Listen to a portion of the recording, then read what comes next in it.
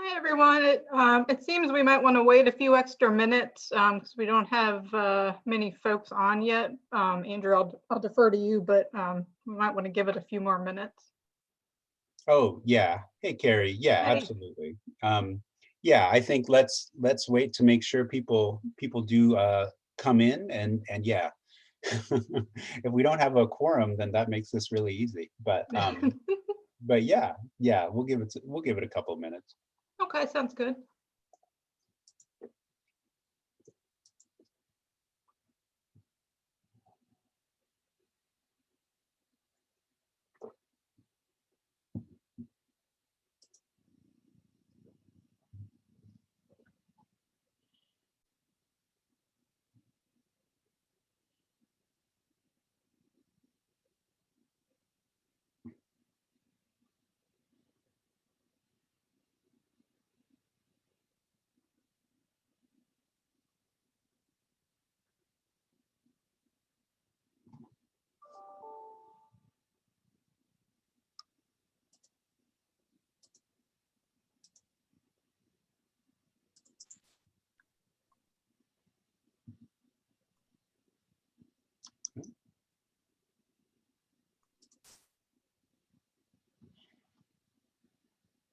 Looks like people are coming in. Hey, everybody. Hi. Hey. The lack of lunch is a problem.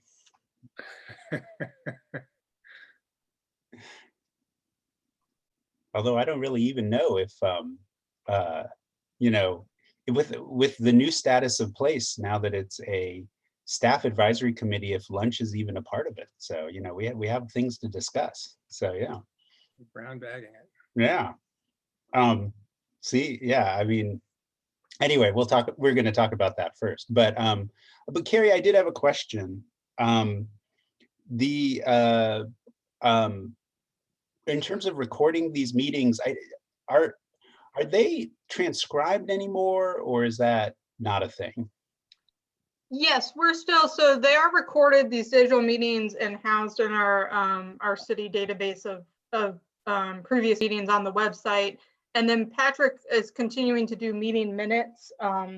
We haven't brought any new ones forward yet. We do have some previous ones that we were working on with y'all reviewing them before we transitioned to work from home. So we could bring those back up to you guys if you want to get those approved and then, start moving through the additional ones that we're creating. Well, that sounds great. That all sounds good. And I think, and the other thing that's on my mind is just like today, since we're kind of discussing, the future of place, and there's a lot of things that we'll say, it might be hard for me to take notes of everything, but if the recording exists, then will be able, I mean, I guess it's public record, so I would have access to that just like anybody, I assume, Yes, it's yeah. through we have a Boxcast link on our Charlottesville.gov website. I can send it out as well. It's actually in the webinar chat under the panelist chat.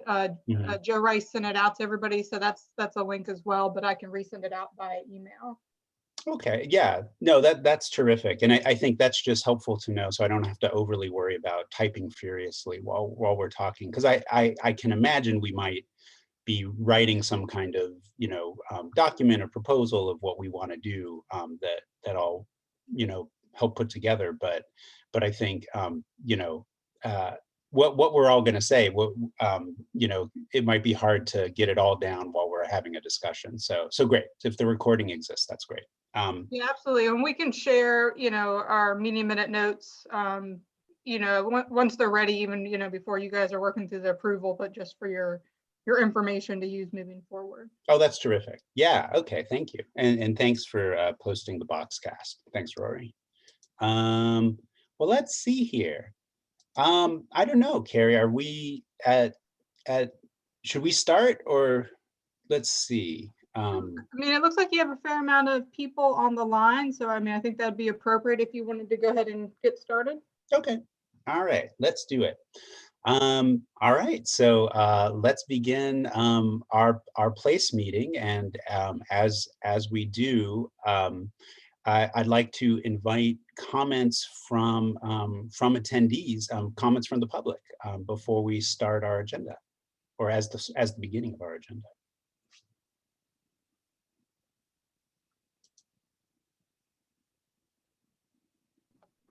If anybody in the attendee list would like to speak to place, please push the raise hand option on your screen on the Zoom toolbar, and I will bring you into the meeting.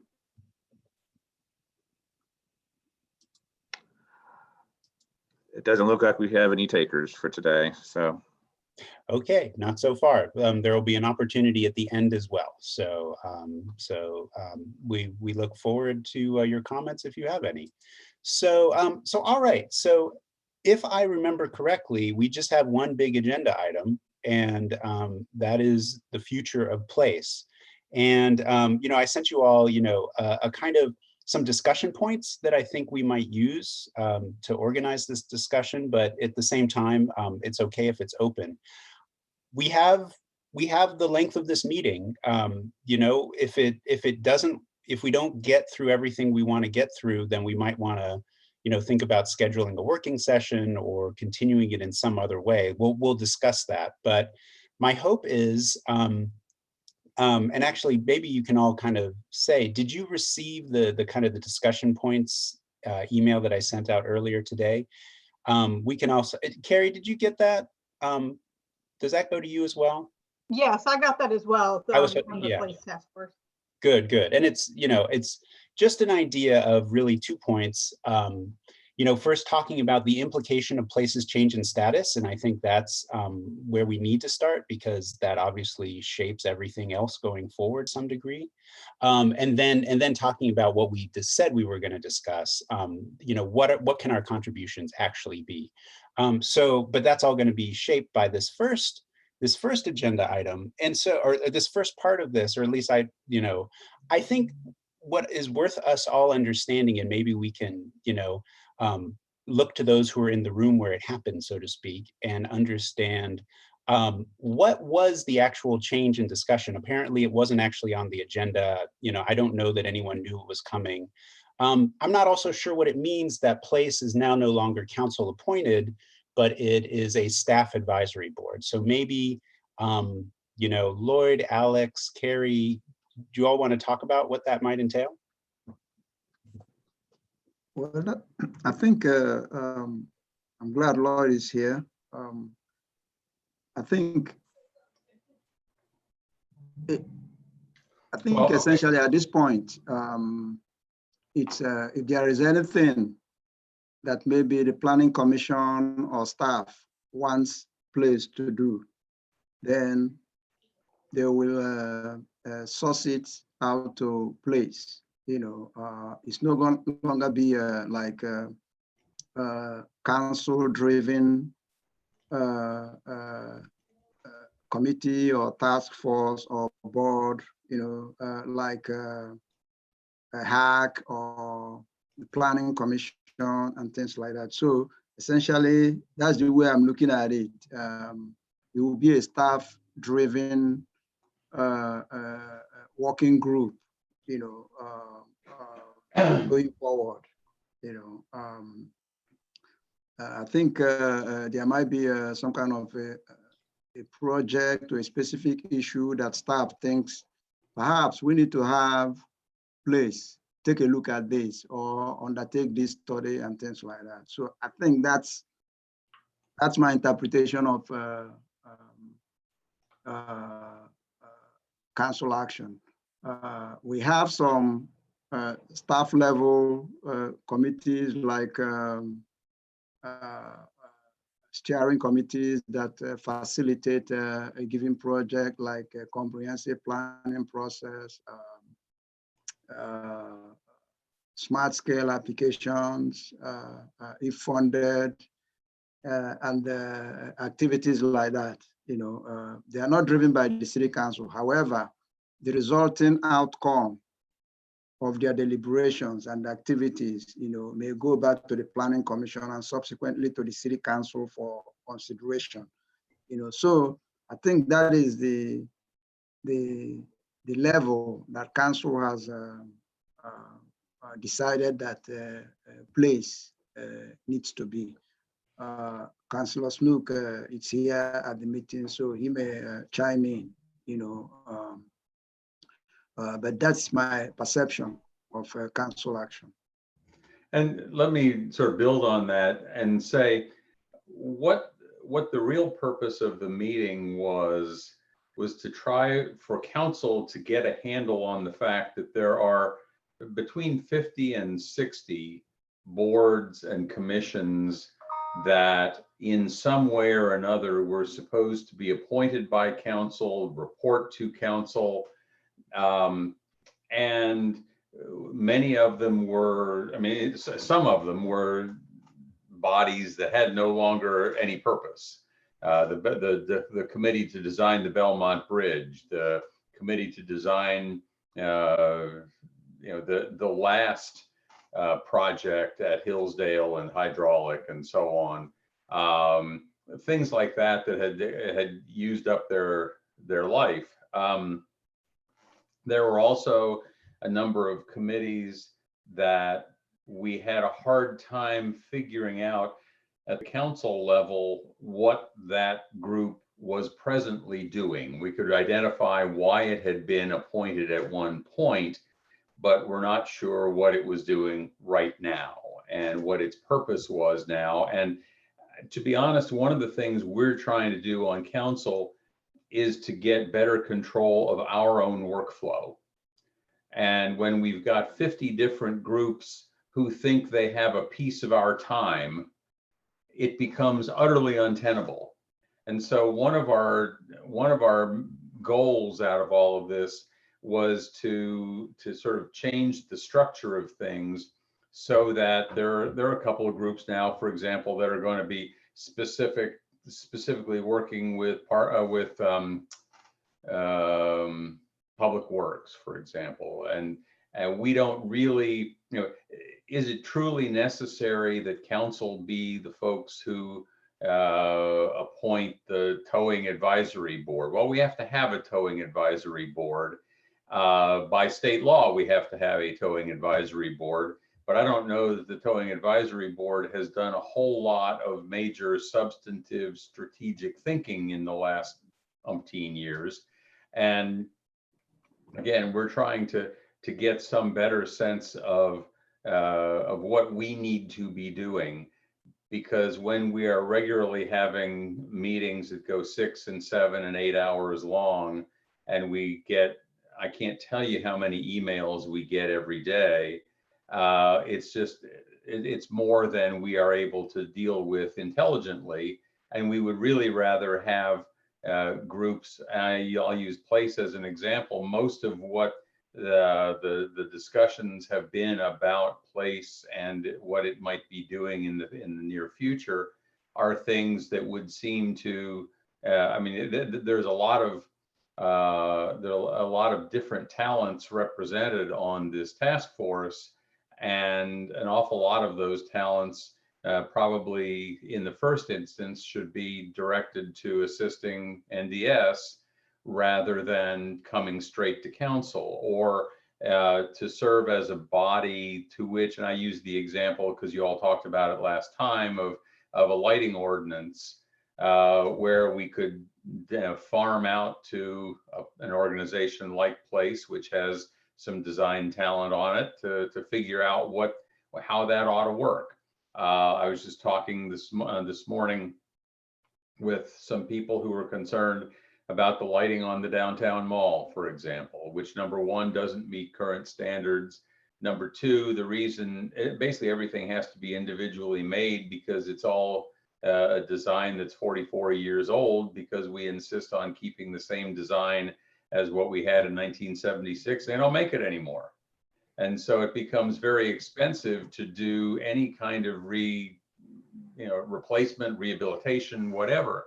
And so if we want to talk about lighting, there's a very specific thing to talk about. And so the issue for council was, we want we value the expertise that is accumulated on this group, we figured, okay, we heard what we all talked about at the last meeting was that place was not particularly well suited to getting into the middle of site plan reviews and things that have short time fuses where there are requirements by state law or city code that certain things happen within a certain distinct period of time to keep the project moving.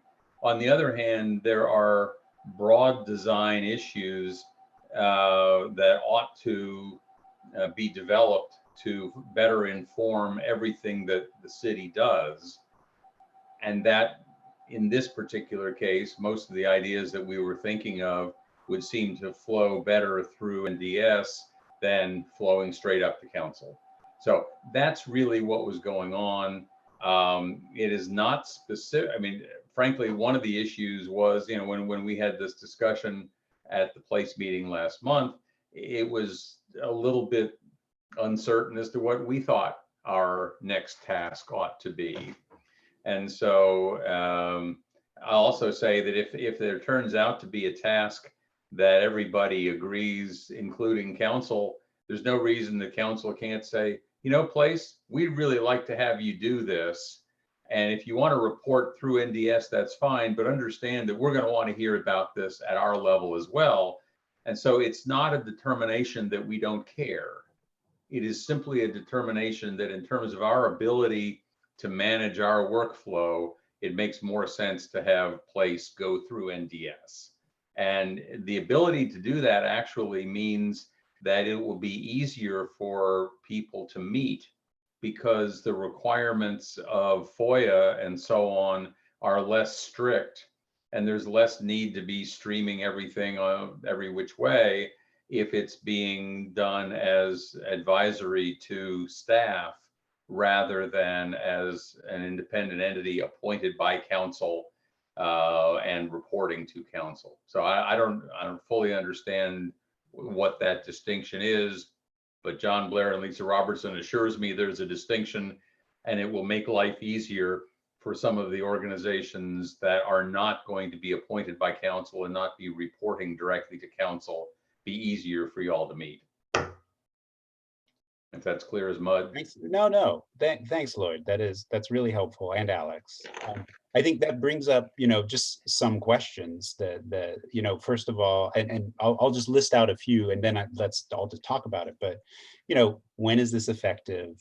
You know, what, you know, from NDS's point of view, is there like a reconstitution of the charge and things like that we have to do, or is we just taking over what at least is currently written, given that we're going to rewrite our charge anyway, you know, as part of what we're doing here to some degree.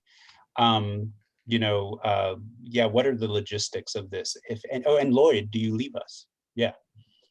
That actually was not clear. I'd be happy to remain.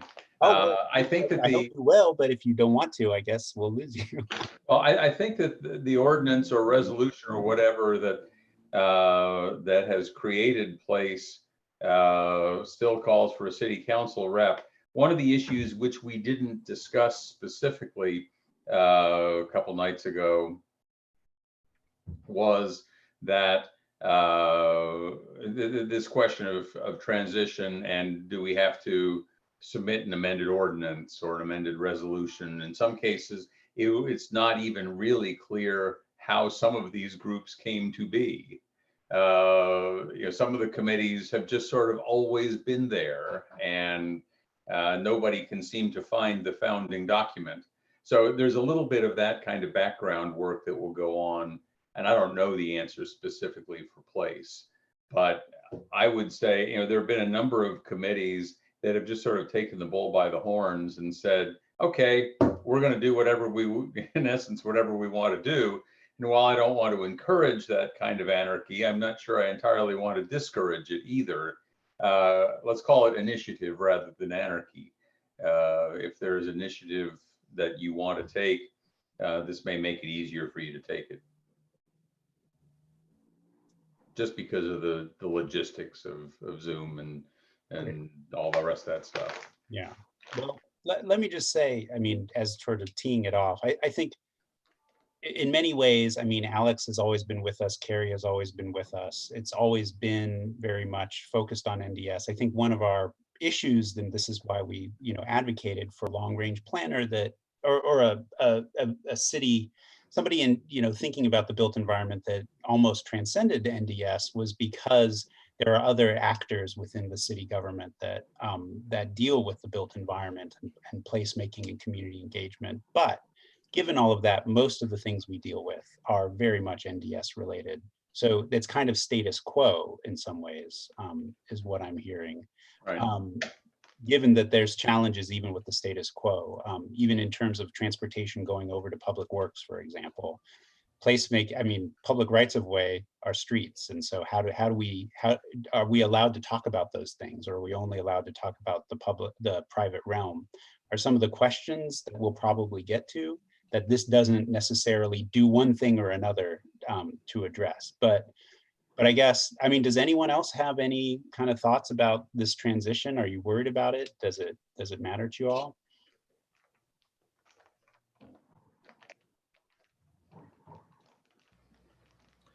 Yeah, I mean, I'll say, I said this at the council meeting the other day, and I'll say it again now. I really don't like this idea of reclassifying any committee just to get around open meeting laws. The open meeting laws are not particularly strict. We've gone, kind of above and beyond them and are right now while live streaming. I sent the link to the law. It's in this year's state budget. It basically requires posting a public Zoom link and getting the recording online within 10 days. And so from what I've seen from Brian's directives to staff about what these meetings, these staff advisory meetings will look like, we will be posting public Zoom links. We'll be noticing them, which is good. We'll be posting minutes and packets, but there won't be a recording, which to me, I think doesn't make a lot of sense and means that a lot of what we're going to be doing is kind of happening in the dark, which in some ways it really was before when we had meetings in the NDS conference room, and there wasn't really any recording of that either, which I always thought was kind of not great. The part of the point of this sort of body is to be discussing these things openly and in public. And I agree that we don't really want to put a burden on communication staff, but Zoom has that built-in record function at the bottom to save it to your computer. I mean, to me, I think it just makes sense to have someone hit the record button and then post it online, literally anywhere, YouTube, somewhere later. Thanks, Rory. And maybe we are allowed to just put that as part of our standard operating procedure if we can request it. Just that I mean, community engagement is part of our name. Well, Yeah, the other thing, the other thing is that's part of part of like the charge. Should be part of the charge. You can have a volunteer among yourself. Who will take the lead or initiative in terms of recording. Recording the minutes. That council action doesn't mean that it doesn't have to happen. It just means that you guys, we have to assume certain responsibilities, instead of staff, so you may have somebody who has a lot of tech knowledge in theory and in practice, who will volunteer to be that person who will be responsible for coordinating the recording process. Our communication department, they've been very gracious in terms of showing people how to, and then we can coordinate with that member of place, and then we look up to that person, to do the recording during the meetings. Yeah. So I don't think council action essentially prevents that from happening. Yeah, I think that would be fine. And we do have a secretary defined in the bylaws. I don't know if we have a secretary, but that seems like it'd be in the purview of that person. And I mean, again, like recording is really easy. If you guys like hover over the Zoom window, you can see there's a record button at the bottom. It'll save a video file. That's it. And as I understand it, the communications department, correct me if I'm wrong, Joe, is if you get a video later, it's really not very much work at all to just stick that online. It's more that, you know, live streaming is a burden. You know, I prefer to do a route where we didn't have to have like a third party separate from the rest of our video stores, but. Rory, I'm sorry, I missed the first part of your question. Can you repeat that? So we just give you a video file. Is that a significant amount of work for you guys to get online with the rest of the videos? It's really live streaming. That's the work. Oh, not at all. No, we would just upload it to a couple different streaming services that we do have. So that's not an issue. Great. Yeah, that sounds good. And yeah, I mean, I'd love to see us adopt that as in our own, you know, standard operating procedure, which I think is great. But like, I'm part of, you know, thinking not just about place right now, but about community engagement and, you know, our actual charge. We still got these other 3 committees and maybe more coming that are in this weird nebulous world now. And like the towing advisory committee has like statutory authority over rates that are like price controls that are set in the market, like in real life. And like, there's very little reason to believe that they are going to have the same discussion about recording the Zoom. So now that's all, it seems like just going to be kind of secret. So that's not great, I think, but. So Rory, do we, is it safe to assume that you are volunteering to be the point person for recording the meetings? Funny you say that, actually. I currently have 0 space available on my hard drive on this partition, so I can't do that at the moment. Maybe in the future, though I guess we're live streaming today because the transition isn't final, so possibly if I have to. Okay. Tim. Yeah, so I just had a question or an observation, and the place, I guess the one issue I see is like, for say a sub task force, like Andrew and I are basically been kind of marshaling through the lighting task force, and you know, so far there's anybody else in the place committee that's been working with us on it, but it does seem like there'll be times where we might get together with a couple of people and just sort of chew through some things that well, certainly announcing it seems a little over the top, but I guess the question would be, it might be free ranging, and, you know, recording it might be just kind of silly. I don't know, but it seems a little, it just seems like since we're not we have no authority that, at least at a task force level, not necessarily a place meeting, but it seems like a task force level, the FOIA doesn't apply as much unless I'm missing something. I guess my point is, even if the law doesn't technically apply, the spirit of it does. That, you know, what's the point of having these discussions in private? Is it like to influence staff without the public knowing? Or, you know, like I don't see that as a positive development in the city. No, I'm not thinking about staff. I'm thinking more about just amongst, say, place task force members. If we have a subgroup together, and we just decide, okay, hey, let's get together today. Just, there are a couple of things we want to talk about. It's not a question of deciding anything. It's really more just a question of, you know, there may be people, for instance, that you know, want to participate, aren't particularly interested in being recorded, that aren't members of the task force, but are something we want to talk to. I don't know. I mean, I know for the BAR, the meeting requirement starts after 2 people, right? With 3. So, I mean, technically Andrew and I can meet with people and we wouldn't necessarily record it unless it was something we all felt was worth sharing. You know, it just seems, and it's really just hypothetical right now because Andrew and I are the only ones working on this particular thing. But just more, it's not a question of hiding information. It's just more a question of,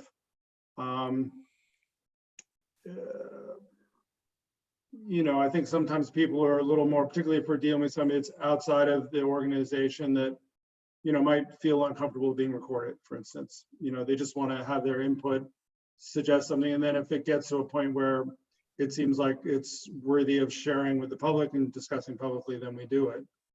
I don't know. I just know some people don't really like being recorded. They kind of want to talk off the record, and I'm not talking about manipulating anything. I'm just saying, if you're having a free flow of ideas, it's sometimes a little stifling if you feel like you're also being watched the whole time. Sort of Big Brother-ish, just asking. A lot of the meetings are not really talking about community related, they're not advocacy. The tree commission subcommittee meetings would sound like discussions of curbs and soil volumes and critical root zones and things, and it would be a lot of sketching. And I don't even know how that would be communicated to the public. We do post with Brian if a subcommittee is meeting in case a member of the public wants to be there while we're talking about tree pits, but for the standards and design manual or something. But outside of that, the main meetings are public, but recording that meeting just seems kind of absurd for something that's technical like that. What is it the public has a right or a need to know beyond the fact that we're discussing whether or not a tree pit should be a certain size? Yeah. Well, but you're discussing whether it should be a certain size, in order to influence public policy, right? Whether the city should say it should be a certain size. True. Well, yeah. I would propose this, if it's okay. What I would say is, I think I love the idea that whatever place becomes our group meetings, we can record them and make them available in addition to them being available as a Zoom link, as long as we're virtual, and then we'll have to make decisions if we can ever be in a room together again. But I think we can leave undetermined for the moment what a working group, what we do as a working group. Right now, we only have ones that have 2 people anyway, as Tim was saying. And so since we don't even know what our charge totally will be yet, let's make sure that, we work this out and figure it out.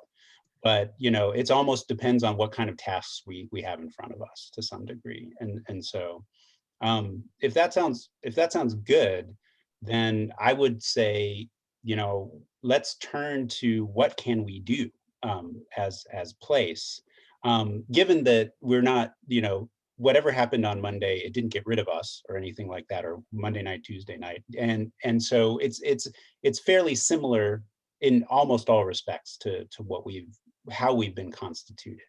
So with that, the potential contributions that we might make, Navar, summarized our discussion, and I think what we decided we needed to do was kind of basically go through them and say if we want to continue to provide these services. And I think, Alex and Lloyd and Carrie let's figure out what we think we can offer. And what we need to be successful in making those offerings. And in the little memo, in the little discussion points I sent out, I've got some bullets, and this is based on what Navar synthesized for us. So I would say if we can jump around, it's fine, but we may as well just go through one at a time and just see if these are things that are still feasible for us to do. So yeah, the first one was community engagement practices. Is there a role for us? We are called Place Community Engagement. Are we set up in a way to make recommendations on how the city, whether it's the comprehensive planning process, it's NDS based. Well, now it's, whether NDS community engagement is something that we can advise on. Do we feel equipped to do that? Do we want to do that? And I just want to throw it open for that.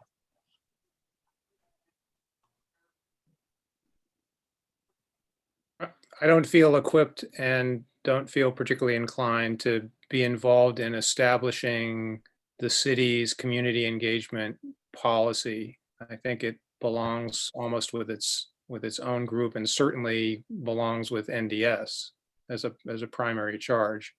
I mean, the discussion we had where Missy brought us best practices from other cities seems like a good start, but I'm not sure what qualifies us to talk about community engagement broadly. I suppose, we could focus on what it means in, NDS related interactions maybe, but it's not of interest to me. Navarre, Lena, I mean, Nobody else is going to do it, then we should.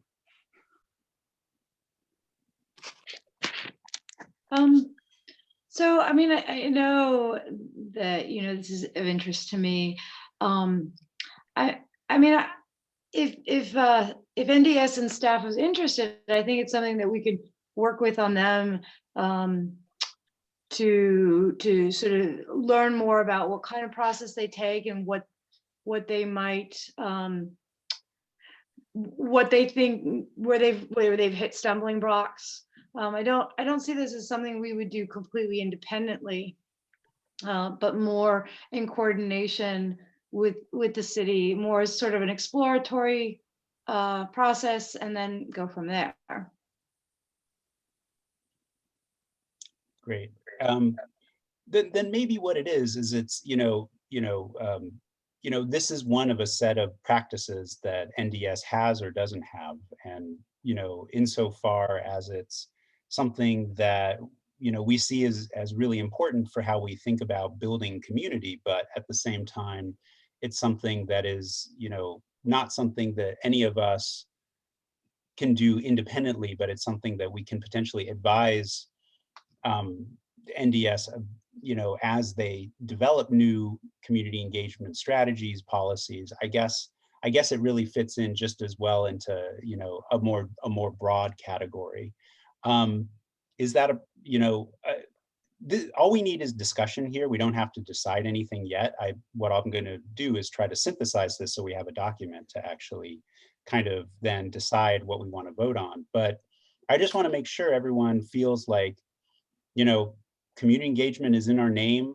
What does that mean? I just want to get the feeling from everyone. What do you all think about this? My feeling about the community engagement is that sort of along the lines that Lena was saying, is it's something where if we, if one of us feels or a few of us feel that we can contribute to the discussion, then by all means.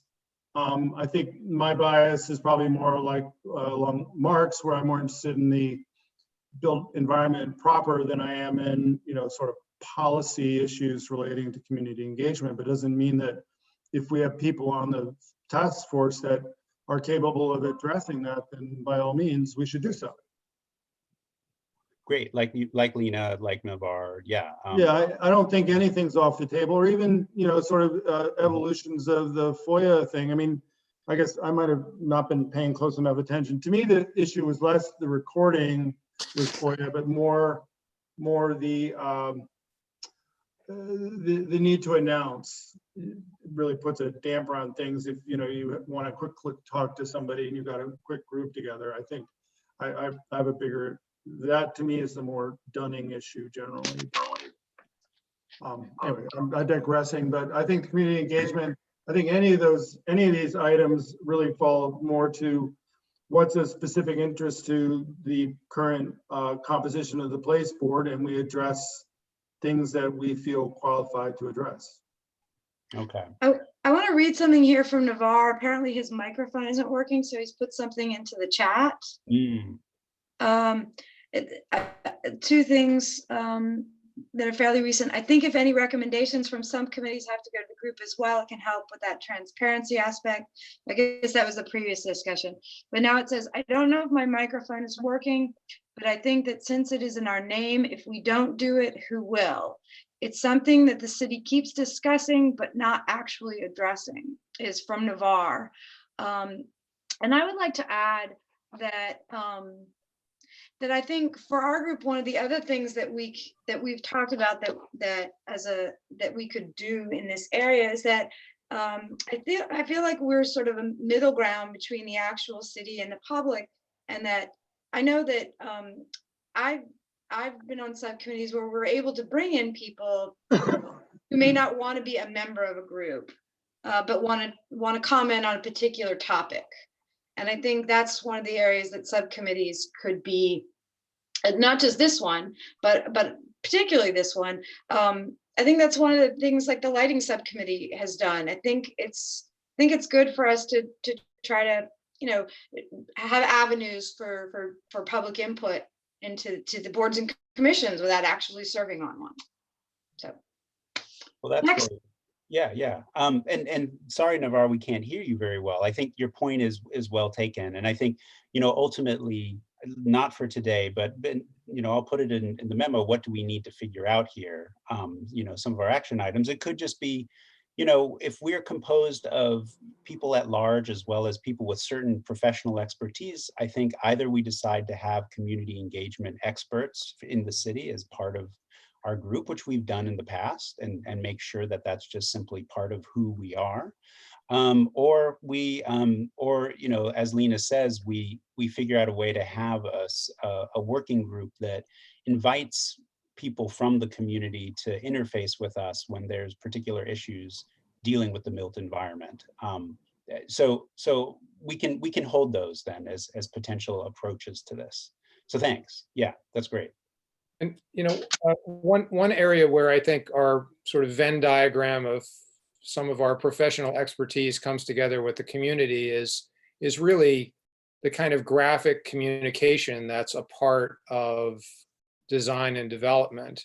If a neighborhood association is looking at the Belmont Bridge or a developer's proposal and doesn't really know how to understand plans, or if they're looking at a proposal and see a seductive rendering and don't see context next to it, don't see the, you know, the adjacent buildings or what it will, you know, how big the building is next to their house, then it's really hard for them to understand. And often there is a kind of presumption that whatever is coming down the pike is bad, and that, you know, everyone's mobilizing to go protest before council about a development proposal. And a lot of that happens because it's not really clear what the proposal is, even as it comes in front of the planning commission, you know, that information. So there's a piece of community engagement that has to do with possibly coming up with a protocol for better explaining, you know, what is being proposed. I've just run into that from many other perspectives as a resident, on the neighborhood associations, within place. You know, you're just not really sure what you're looking at, and it'd be better. Yeah, I would second that. I would also say on the other side of that is that I also think there's generally a large gap in the general public in terms of their knowledge of what's actually allowed and what is called for by zoning. I mean, that's why you know, the BAR was pushing to try to get the city to start really dealing with the you know, a three-dimensional model of the city, so that people could understand, one, what the possible, you know, when somebody comes in with this big building, it's not that they're bad, it's that they're actually responding to the opportunities that the zoning has outlined for them. And that's frequently completely missed.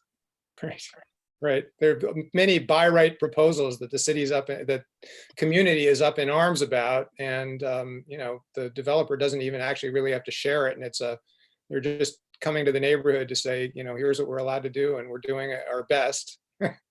And they say, well, you know, we don't like it. Well, that's the zoning, so get engaged with what the zoning is.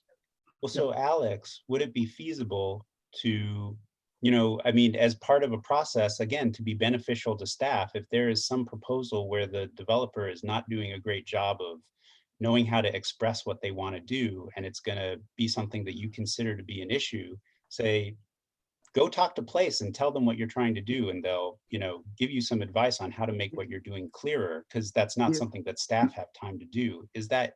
Yeah, but yeah, that's I think I mentioned that during the council discussion, that has to happen before the developer turns in the application. See what I'm saying? You know, because once we accept the application with the fee, the timeline will start counting. Yeah. See what I'm saying? Yeah. So that needs, you know, that needs to be flushed out before the person actually submits the application, you know, so that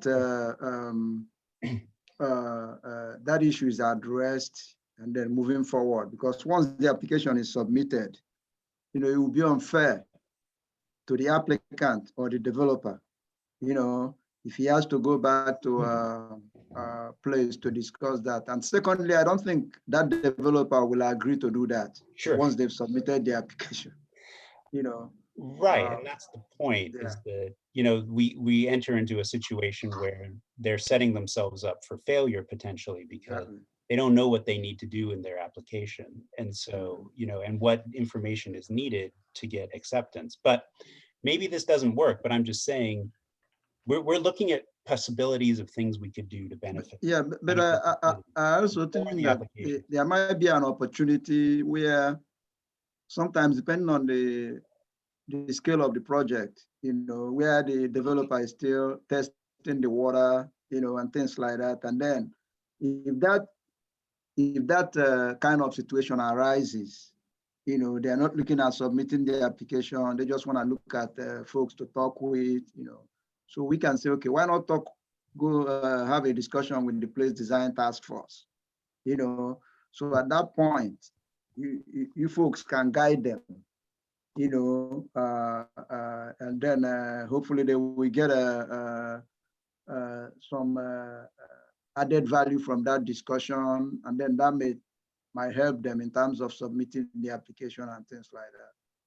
You know, So, I mean, is that something you hear from developers often, that, hey, we want to, you know, brainstorm this a little more and talk to someone? Or no, the only thing we have from them, sometimes they want to have some kind of discussion with the planning commission, you know, which they come and then do some kind of a presentation, you know, have work session, and then planning commission looks at the project, provide some kind of a feedback, and then they that way they know the expectation of the planning commission and things like that, and then they go put the application together and the concept, and then submit the application. Then staff will start routing the application for review, you know.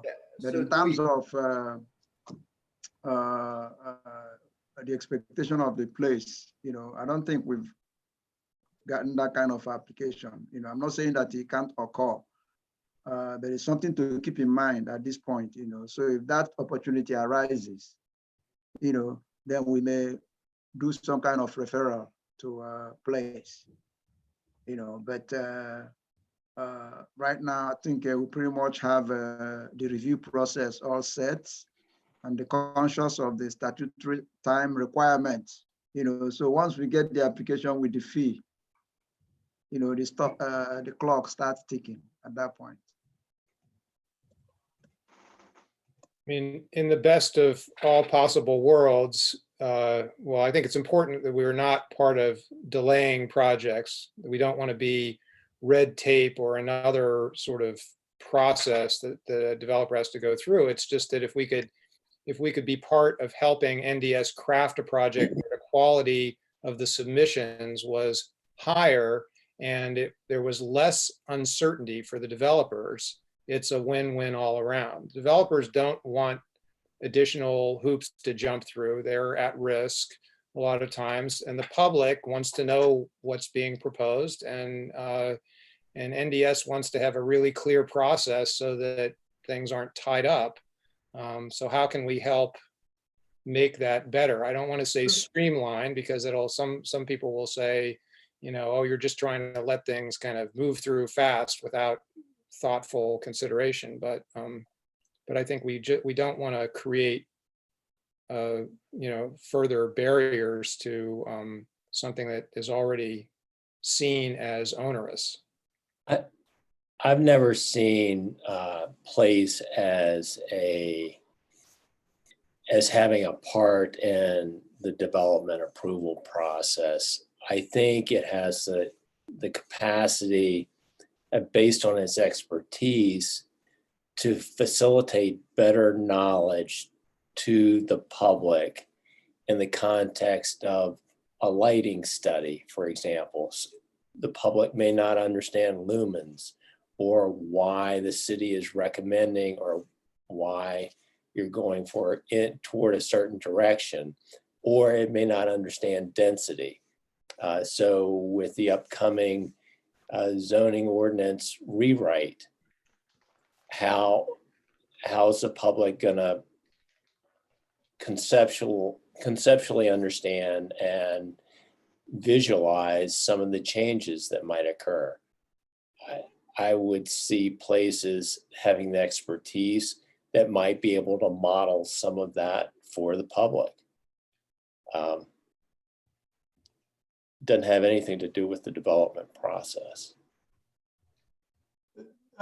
I think actually, this is all, ironically enough, coming around back to community engagement, in as much as having the tools for people to be able to keep on top of stuff. I mean, people don't, it seems like the public often doesn't show up for these kinds of discussions at a preliminary level.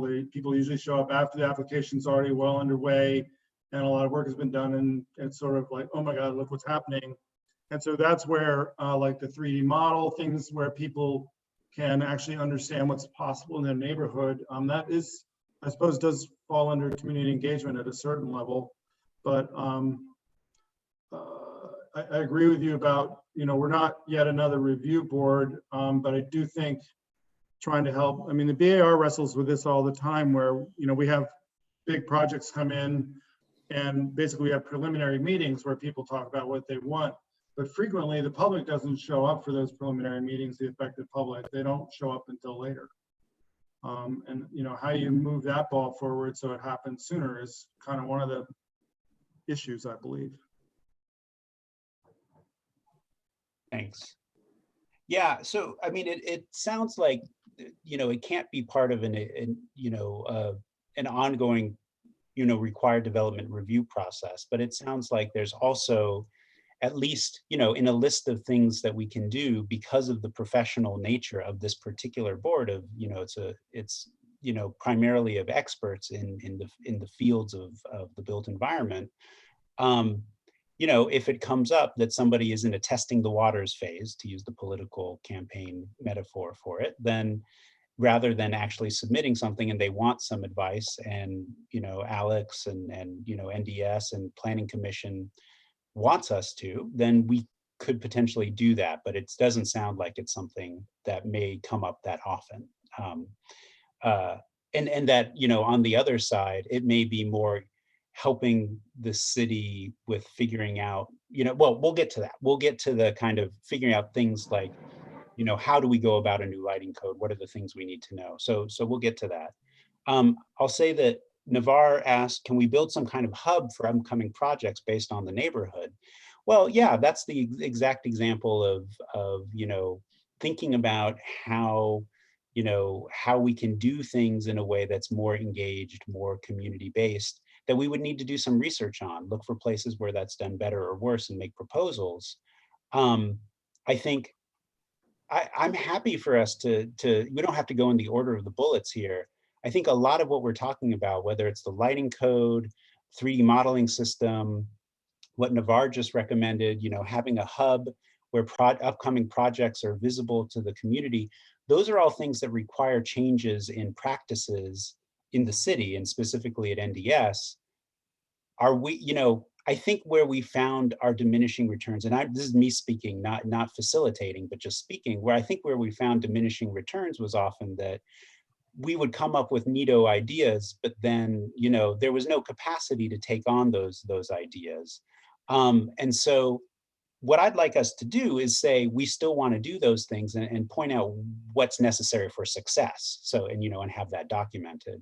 So we can treat it that way as something we'd like to do, but that won't work. But yeah, the lighting code, we can take that as an example. What would it take for us to, interface with NDS in a way that, shaped shaped the choices that NDS is making around hiring a consultant to deal with a lighting code, putting that on the front burner, whatever it is that something that we can do successfully? All these things we just listed. I think it's what we all want to do. Is that right? I mean, this is the kind of stuff we want to be able to do as the Place Task Force? Well, I mean, I guess my question there would be, if we're a panel of experts, shouldn't we be taking on, like, if we want to be involved in that, you know, it seems like the value we're adding is by doing that sort of work without making the city expend a few $100,000 extra on another consultant. Right. So, you know, if we're just lobbying to hire a consultant, like what are we actually doing?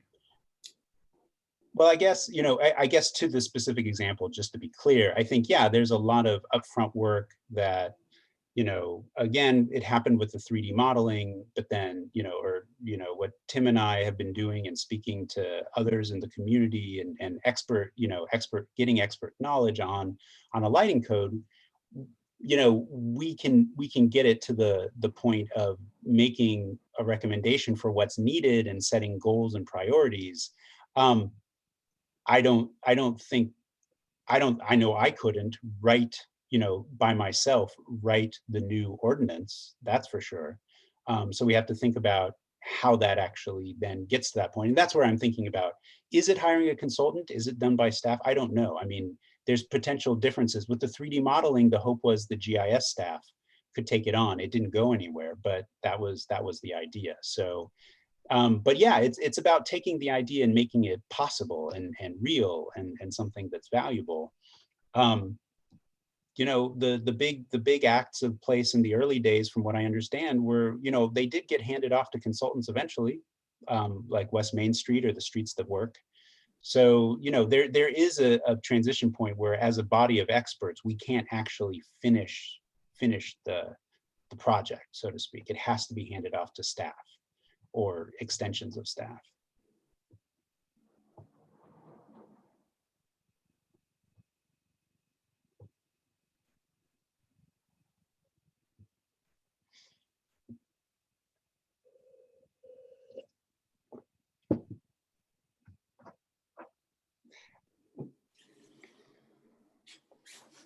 So I will keep us going. I think the important thing here is that, so that was one of the big things that we want to be able to do, is contribute to this. And so I think we need to understand how we can contribute to this. I don't mean to play a devil's advocate all the time. That's not my goal. I think I'm just trying to understand the parameters within which we can make meaningful contributions beyond just saying this is a neat idea. And so I think, you know, I don't want to put all the burden on you, Alex. I just, you know, and want to hear your take on it, because it's critical.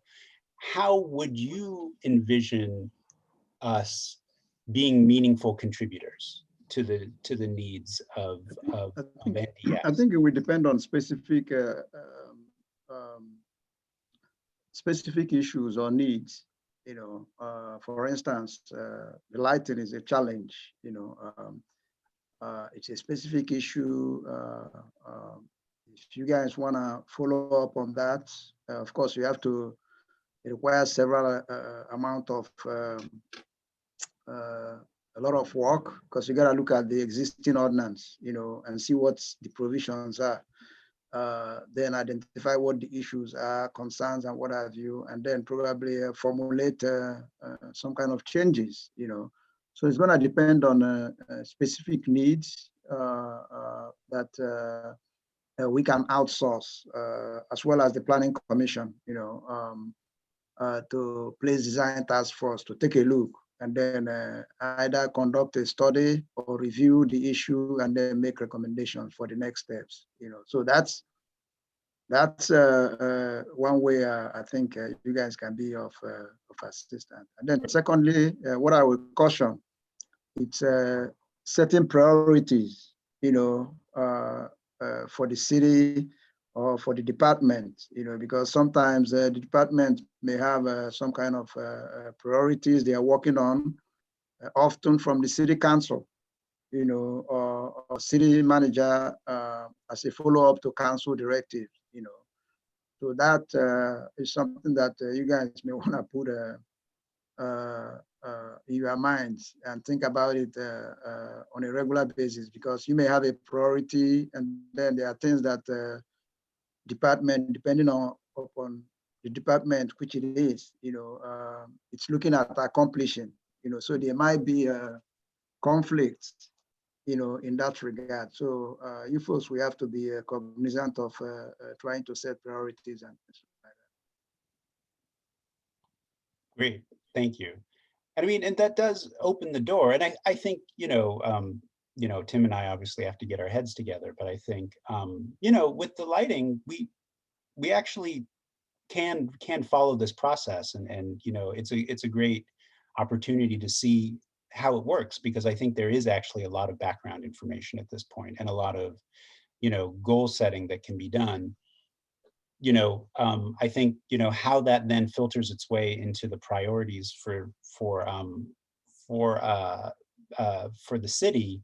I think then, you know, it ultimately always, we're an advisory body. So I guess being comfortable with the fact that it is then handed off into staff and decision-making is part of what we have to live with. But I guess, you know, towards this end, you know, I think, you know, there's probably, you know, a certain number of these things that we can come up with. I don't think we have to try to, you know, generate them, you know, consistently. I think it's when there's a clear need and call for it. And I hope that, you know, our, you know, as a group, you know, we kind of identify what we think are the most important things we want to deal with as a group, because I think it is, you know, it will be necessary to engage in a lot of work to get it to a level where it can then be actually integrated into NDS and into the city's workflow, so to speak. So I don't know, does anyone else, I mean, is there something, are there other policies? You know, we've heard about the lighting code, you know, over the years that I've been on place, there's been talk about, you know, integrated regional planning and working with the county. There's the 3D modeling system that could probably be picked up again, frankly, since it kind of, there was progress made, but then it kind of foundered a little bit. There are other things as well that again, different of us, you know, might want to be prioritized. Is this something, I guess, generally we still see as central to the role of place?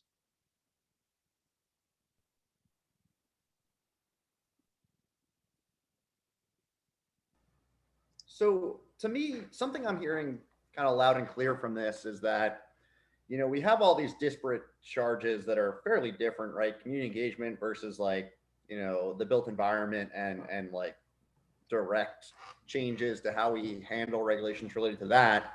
And so as a body, we've kind of expanded our just, you know, who's on this committee to get skill sets in all those different areas. And then I think we find that for any given thing we're working on, we're tapping some of those skill sets and not others.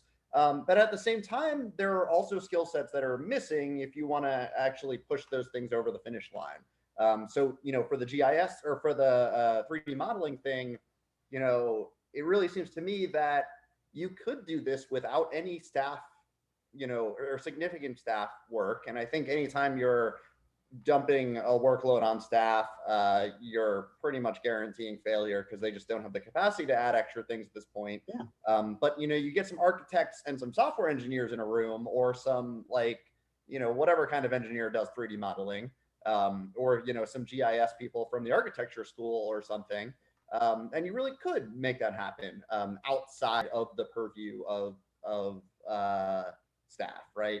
So, you know, to me, I wonder if maybe the avenue forward is to not really think about place as a committee of 12 or 14 people, but broaden it to make it, you know, more of a pool of interested, skilled people who want to help with things in the city and would like to contribute. And I know I see software engineers who are like, I would love to do some open source work for the city.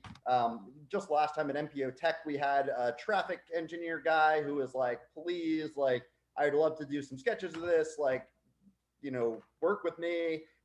We have a lot of people in the community who have all these skills and would love to help out pro bono, but no way to direct them at projects. So like, if we thought about ourselves or, you know, some group as a talent pool of, you know, a few dozen people maybe with all these different skills, and then identified these problems and then asked for volunteers, took a subset of that pool and made an ad hoc working group for each of those things, you know, one at a time or simultaneously, whichever, but with the aim of, you know, not just being a committee that, you know, meets once a month and talks about those things and maybe gets feedback from staff, but a working group where you do the work to make the thing happen.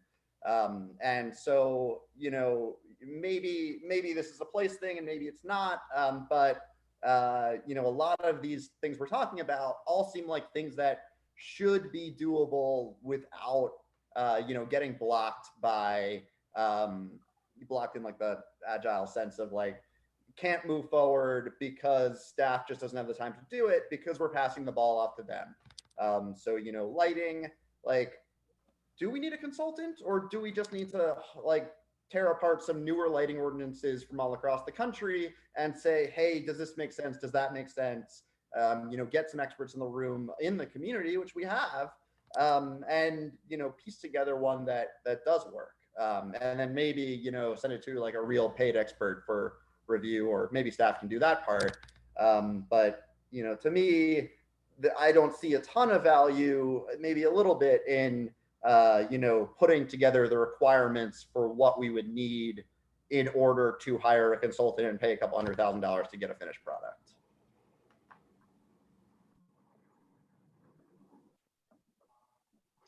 Well, I guess the thing is, I would say, one, I agree that staff is, you know, got more than enough to do. So really, I mean, with the lighting, with the 3D model and the lighting, you know, Andrew with the 3D model basically got UVA to initiate and get the basic tools together to make it start to happen. And then, you know, in theory, the city was going to back us up with that and give some funding to have somebody actually do it, not so much a consultant, but, you know, somebody could do it. You know, everybody, I mean, you know, a good number of us are pretty busy and trying to accommodate, you know, running a lot of people and at the same time making this happen it can be a pretty tall order. I mean, the lighting is very complex these days. Particularly the LEDs and the controls and that sort of thing. But even with the, you know, the 3D model, I think that's well within the skill set of 90% of the people coming out of UVA architecture school. But the question is, you know, unless you have a framework that's set up where people can do it on a, you know, kind of like a partial basis, or, you know, maybe make it some part of the, you know, when, you know, one thing that does happen is when we have a project that has an immediate area and is in the model, we ask them to populate that piece of the model if they can. I mean, that's one way to approach it, but still, it does seem like, you know, to really make it happen, ultimately, there still needs to be a commitment on council's part and some real attempt to pay for it, I think. I mean, I just don't think all volunteers are going to get us there. Let's put it that way. Yeah, just, I'm sure some of you may know, we've been soliciting, staff has been doing that for the past few years, soliciting funding, you know, to actually do a citywide lighting study. So we'll be able to formulate a cohesive regulations, you know, that can be applied. We haven't had any success yet, but hopefully Public Works will resubmit the same this year, hopefully for funding consideration. But we'll be moving in that direction, you know, because right now is the lighting regulations like a hodgepodge of different kinds of regulation that no longer fits, what's going on right now. So just want to let you guys know. So hopefully this year, the public works used to be from NDS, but with realignment of department, engineering moved to public works. So I'm hoping that they will submit that for funding consideration. So if you all want to take up the lighting situation, you might start looking into that. Maybe you can come up with some kind of recommendation, needs assessment, or what needs to be done. And then if we get the funding, then that might be a background information, that we can use. In that case, what do you see as our, contribution there? Like, let's say we expect that in, next July, council will have approved funding for a consultant to do the lighting study. So between now and then, is the work we're putting in reducing the cost that we have to pay to that consultant because we've already gotten part of the way through? Or is our role in like creating a clear report that there is a need so that council funds it? Or like, what are we actually adding? I think it's both. Two, let me I'm going to respond in two parts. I think one is you guys can take a full-blown action to actually do the whole thing and recommend changes. And then those changes can be reviewed by the Planning Commission. And then we go through public review process, make necessary changes, and then recommend adoption by the City Council. That way, it might take a while. That way we don't have to hire any consultant.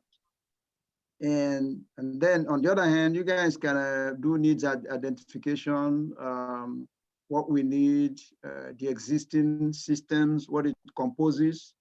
And then if we have to do an RFP, then we can use that and say, okay, we've got the existing conditions, needs assessment completed, and we are looking for changes to the existing ordinance. Here is the need assessment. And then we can use that to negotiate down the cost of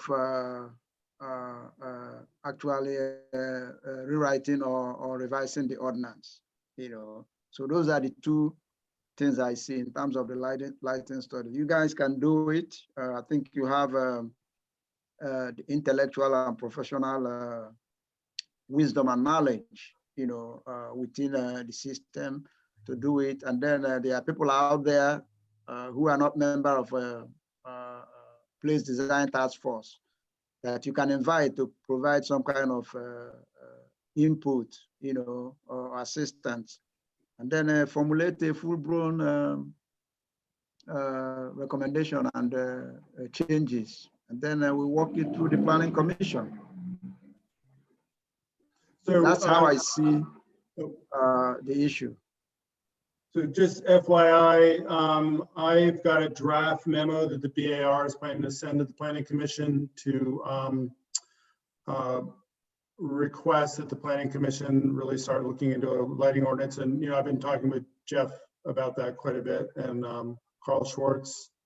Again, just from the BAR standpoint, we just keep running into this buzzsaw with lighting ordinance, which I know you're totally aware of, Alex. And so I think the time has come, we have to deal with it. I think the place task force, I think to my mind, this is a perfect place for us to, pardon the pun, really help with the RFP when it gets to that point as well. That we would help just give a sounding board to staff and whoever's writing the RFP, whether it's coming through the Planning Commission or Public Works, that we put an eye on it and try to help with that as well.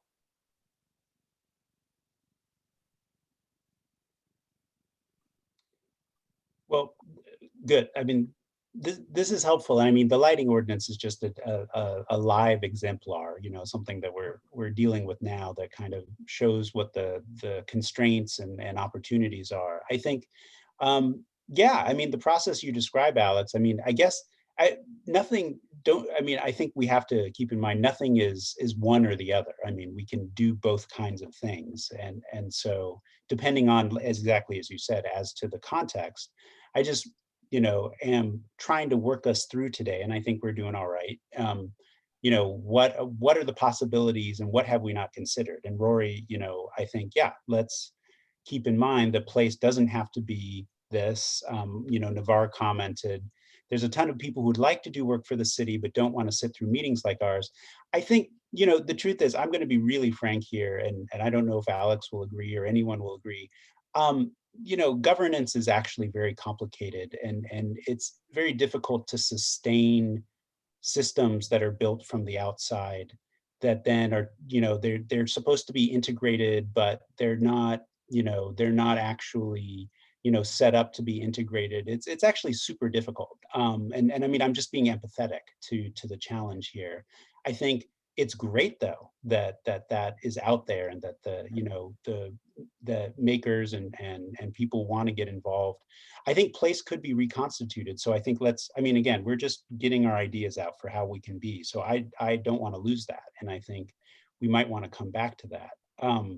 I think that, at the same time, place as a monthly meeting may not make much sense of 12 people. It may be better to have working groups, sub-working groups on specific topics as they arise that NDS constitutes, as they see fit, or that the members who are in the pool basically raise themselves. That could work really well. I mean, that's a really,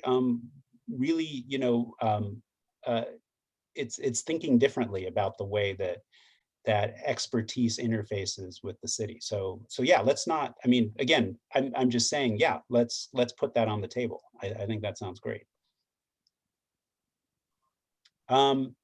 So in this list of things that we kind of wanted to explore as to what the possibilities are, that did kind of bring us around to this idea of RFP development and review. And I think we kind of touched on it already a little bit just now. I think that the challenge, from what I remember from before with RFP development, is just, making sure that we, are able to participate in that process and signing the correct documents around non-competes and things like that. But I think that, with something that is coming out to hire a consultant, it's still a major avenue where place could be very useful and helpful for thinking about, what some of the issues are. Yeah, so, and if I could chime in there, just to maybe set a specific example, right now, the Economic Development Department is prepping an RFP for design build of a 2-block structure that has over 600 feet of frontage on downtown. To me, if you're talking about the built environment and placemaking and all that, there is no theoretical RFP that would be more relevant to what we, I think, have historically thought about our our charge as being. So the question then becomes, why aren't we involved in that? And do those reasons mean that this whole effort is futile, or could we be involved in that? Good example.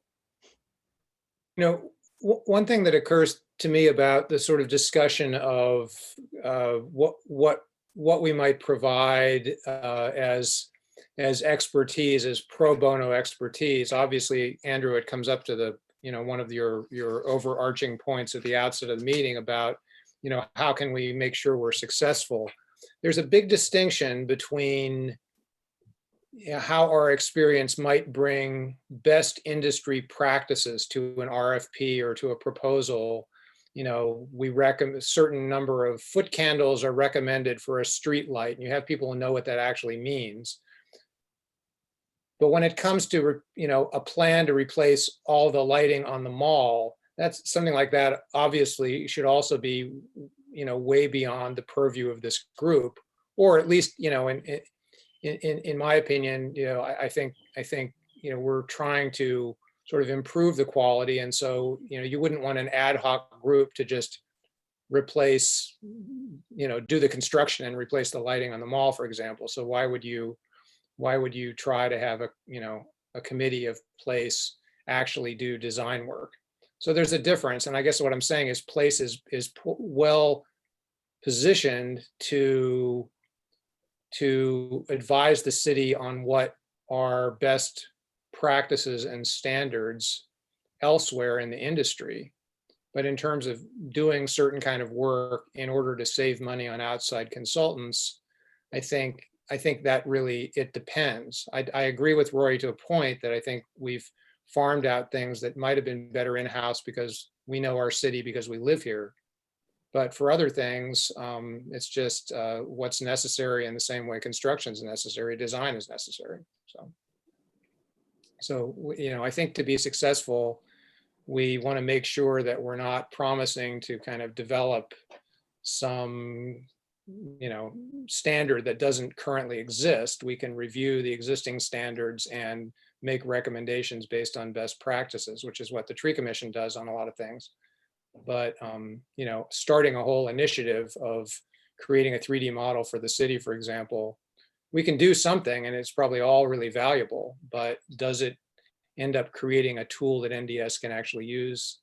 I don't know. It would have to actually see what it would mean to create an actual plan of bringing that into existence as a usable tool.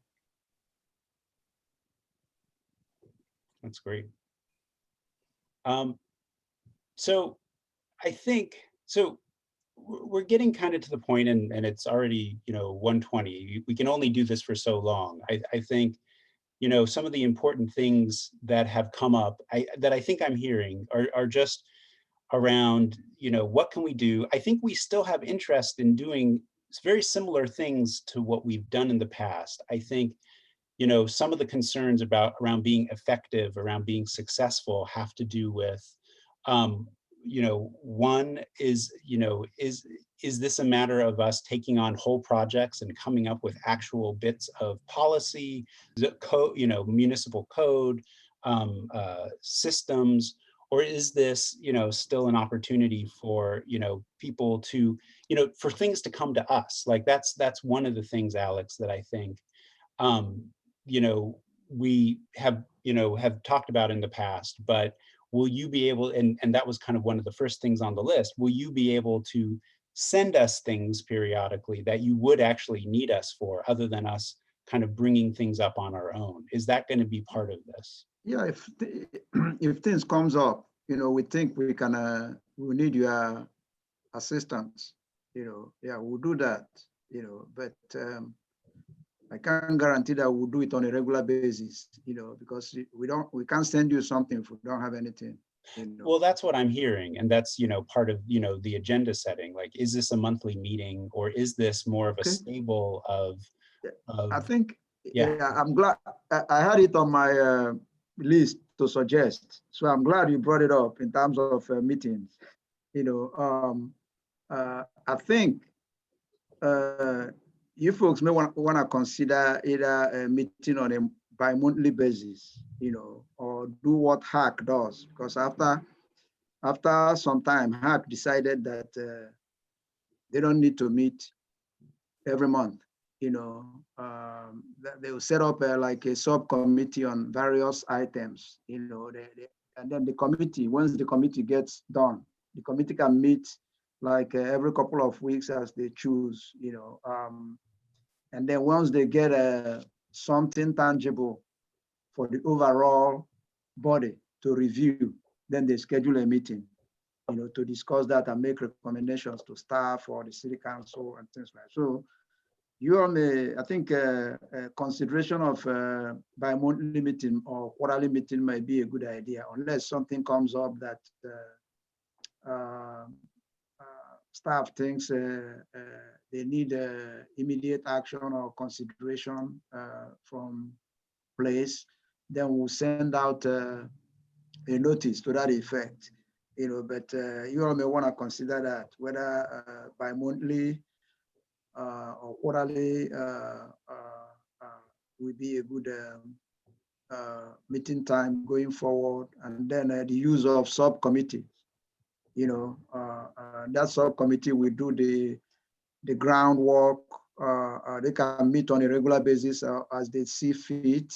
And then once they complete whatever task, the body gives them, then they can request for a full-blown meeting to make recommendation and consideration by the overall group. So I think that consideration is a good idea. Yeah, I mean, honestly, I think these are useful ideas for considering, considering what we're dealing with. It does sound like there is a useful future for a body that has expertise, that can bridge with the community, and that when issues arise, we prioritize them, we establish working groups that might take them on and ultimately make recommendations to staff.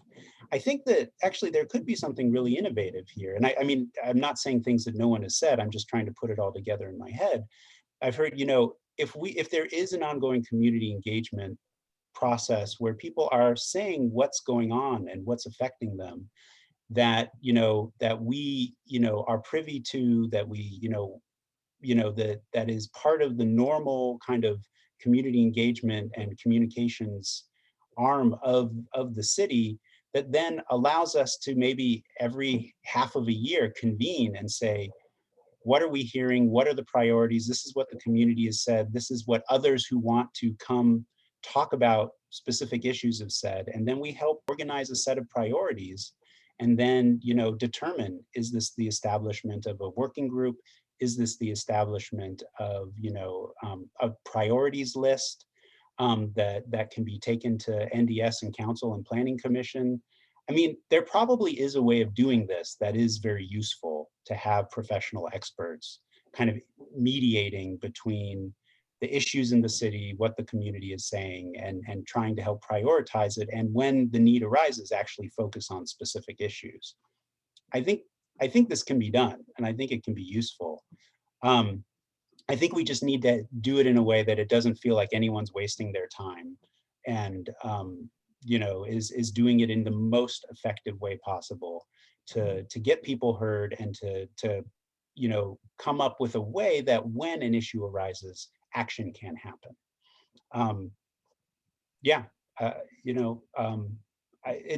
The suggestions everyone's made are really good. I mean, we need to kind of synthesize them. I think it might be useful to have an iterative process now where, I'm happy, I will take the role of trying to put down, what, based on all of our discussion, what the possibilities or choices of possibilities might be. And then we can, when we, and this could be next month, or it could be, well, I'd like us to get through this quickly rather than not quickly. So next month, like, have some votes and, and kind of determine what we, want to be. I think, I don't want to close the meeting now, but I think the conversation we've had has been exactly the kind of conversation that I think it will help us get to decision making. But yeah, what do we all think? What do we all want to do? Because I'm not I'm the interim facilitator. I don't, yeah. I think that sounds really good. I think we've kind of come together with sort of where we want to take our next steps. Yeah. Great, thanks. Andrew, I just put I put in chat just a suggestion, and one of the things that I could volunteer to do before the next meeting, if we sort of figure that out, or just subsequent to this conversation, look at the kinds of things we put in our most recent reports to council. If there are projects that we felt like we got engaged in and were left unfinished, and I'm thinking particularly the 3D modeling, we may lack the kind of detailed summary of where we left off if we want to pick it up again. I've been reading Navarre's comments in the chat as well about what if we got UVA students involved, and there's a lot of optimism about, sure, we can, let's go do this. But we ran into some roadblocks, and what exactly were they? And I don't know what they are. So if we did a status report of certain projects that we think we might kind of continue or pick up, I think it would be useful. like as a beginning of a work plan, and then we could decide, like if we have a mini work plan, is this something we really want to continue with?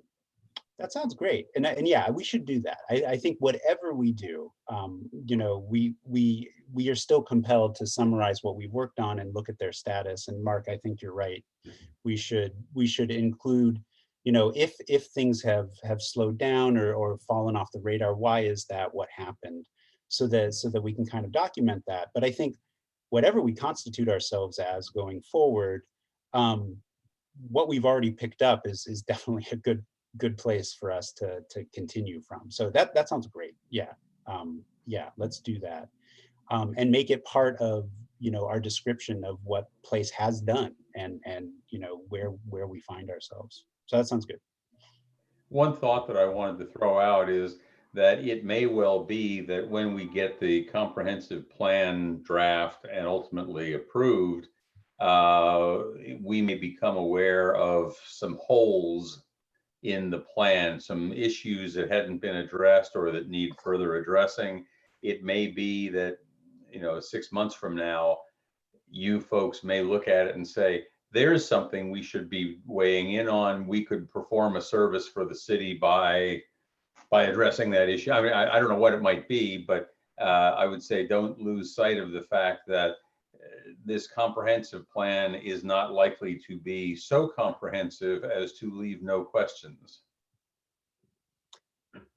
Yeah, that's a great idea. And it comports with some of the things that we had discussed a few years ago, I think at the front end of what was coming with the comprehensive plan. But I think, yeah, there are definitely people who could contribute to that in terms of you know, helping fill in gaps, looking at what's there. That could be it. Exactly. That could be a big task, or, you know, something we could do. But yeah, how we meet, is it monthly? You know, now that no one's serving sandwiches, this is kind of a problem.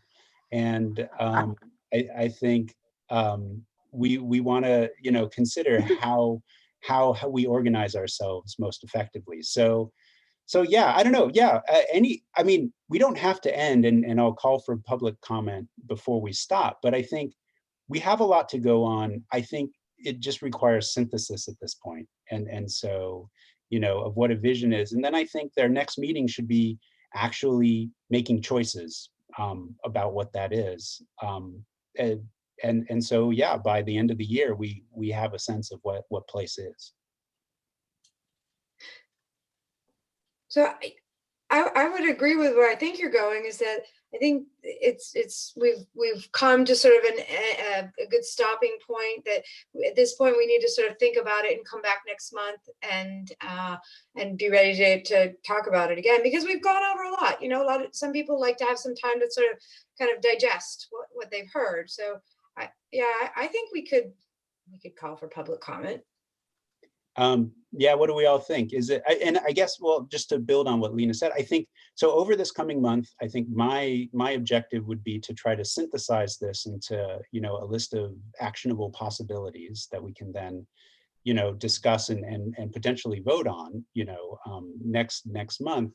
But on top of that, I think, you know, it is valid to have one-on-one conversations that aren't, you know, that aren't related to the decisions themselves, but are that, you know, that are just, if we have, you know, worries or comments, you know, about things that are, then, you know, feel free to mull them over. And yeah, the restriction, of course, as we discussed, is, you know, we don't meet more than one-on-one, but beyond that to in decision making. But yeah, we should use this month to think about things, for sure.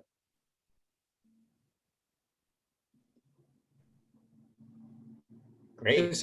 I've got, sorry. I just had one Yeah. other question with the group together. I've been curious about whether Place has ever had a channel of communication open to Cadre, the developers group, or to neighborhood associations in general.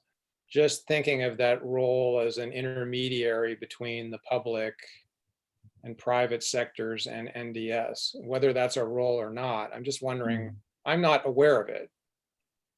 But it seems odd to be making decisions in that space where those two kind of voices, writ broadly, developers and neighborhoods, are not sort of part of our conversation. So just wanted to throw that out there in case anybody has institutional memory or. Think that'd be part of the role that the developer representative on the committee plays. Speaking of which, what is the status of that? Has Chris Henry actually resigned? I know he works with Mike, but I haven't seen him around here. Do we still have a developer representative? I think Cliff is. Cliff, you're the developer representative? Oh, never mind. Yeah, and I Have think you been Chris- talking to Cadre? Right. A little. I think it's a good role, but I think the group has to move in that direction. So I haven't really pushed. If there's not a consensus that, and I've actually heard that there's not a desire to really be involved in that public engagement process. I think you can be a problem solver. There are too many examples to whether it's density or where a street or parking requirements are come into play. There's a design expertise on a place that might be able to throw up a few options or kind of design mediate or throw things out there that can help work the situation out. But I don't know if the group wants to do that.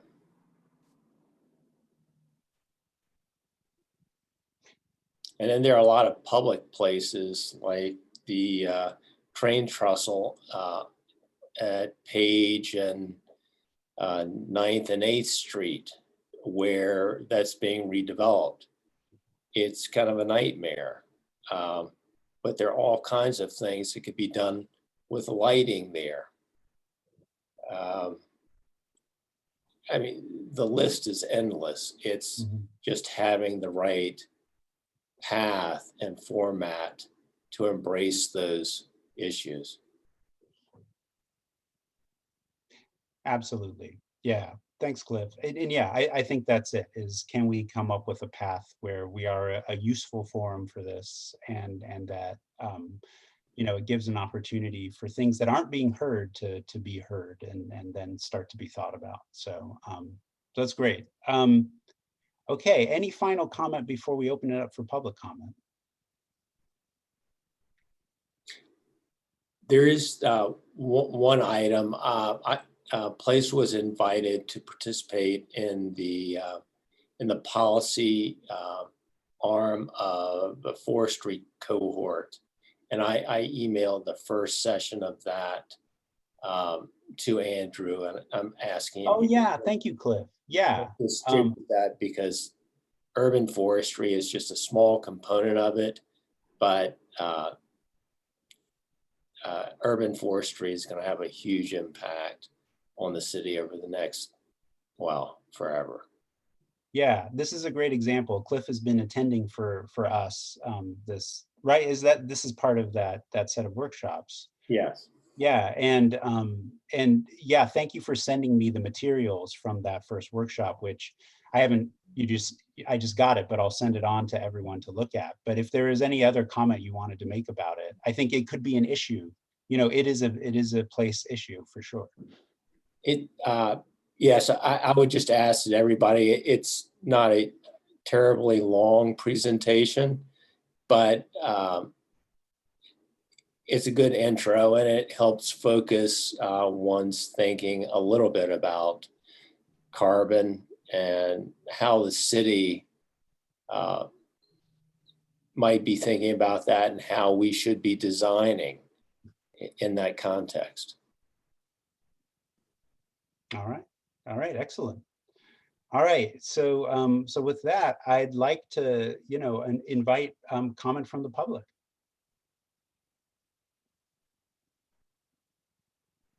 Okay, if you're in the public and you would like to speak with Place, please click on the raise hand option on the Zoom toolbar, and I will bring you into the meeting.